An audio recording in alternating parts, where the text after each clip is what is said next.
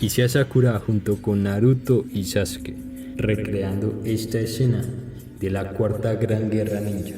Acompáñenme en esta odisea que implicó convertir esto en esto.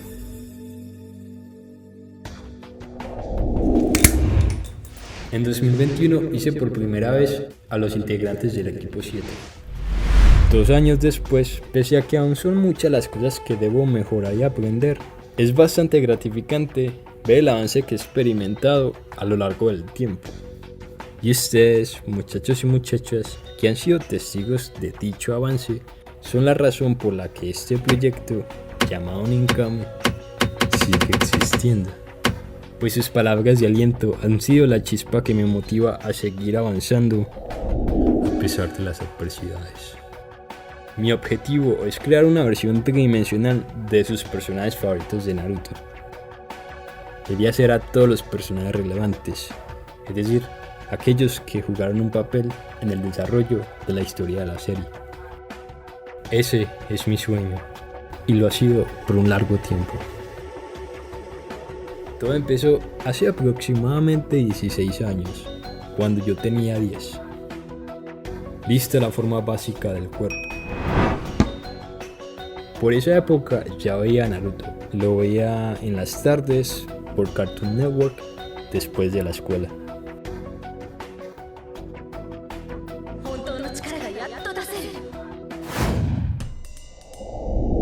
Recuerdo que por esos años solo presentaban los primeros 52 episodios, pero fue más que suficiente para engancharme en la trama y esperar con ansias el final de clase para llegar a mi casa a ver Naruto.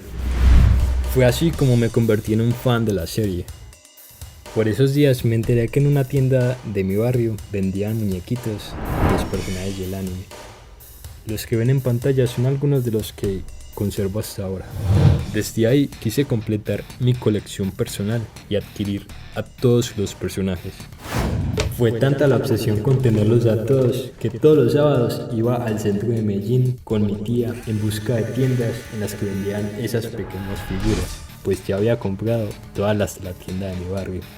Era sumamente difícil dar con muñequitos que no tuviese y era casi imposible encontrar ciertos personajes, puesto que solo fabricaban los más populares. Aún así, había ocasiones en las que estaba de buenas y lograba adquirir una o dos figuritas nuevas. Conforme pasaban los años, mi colección crecía y conforme me hacía mayor, me daba cuenta que esas figuritas en realidad no eran tan buenas y algunas no eran fieles al aspecto del personaje en concreto.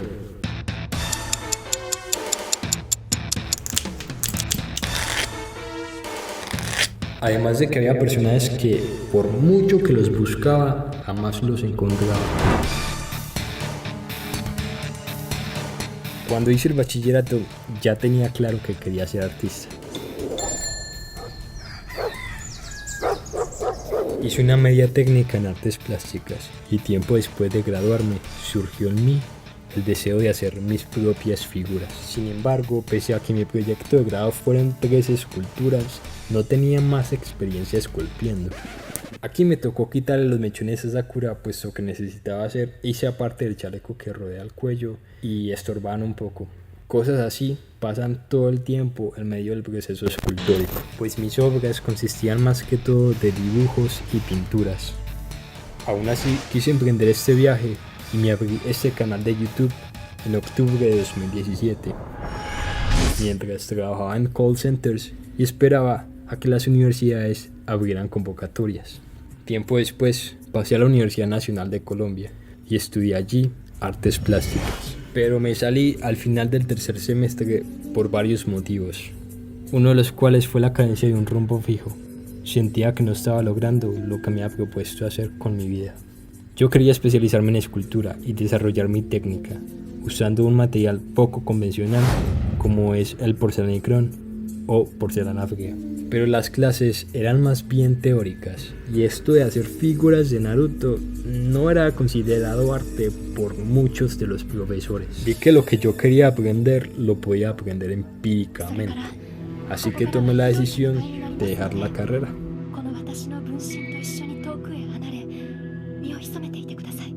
Y es así como llegamos al presente. Hoy mi sueño está más vivo que nunca. Mi pasión es recrear personajes ficticios y cautivar su esencia por medio de la dedicación y precisión requeridas. Esta es la segunda ocasión en la que esculpo a Sakura Haruno. Odiada por unos, querida por otros, pero independientemente del bando en el que se esté, no se puede negar que es un personaje relevante en la trama y por ende digna de ser homenajeada y representada por medio de esta estatuilla.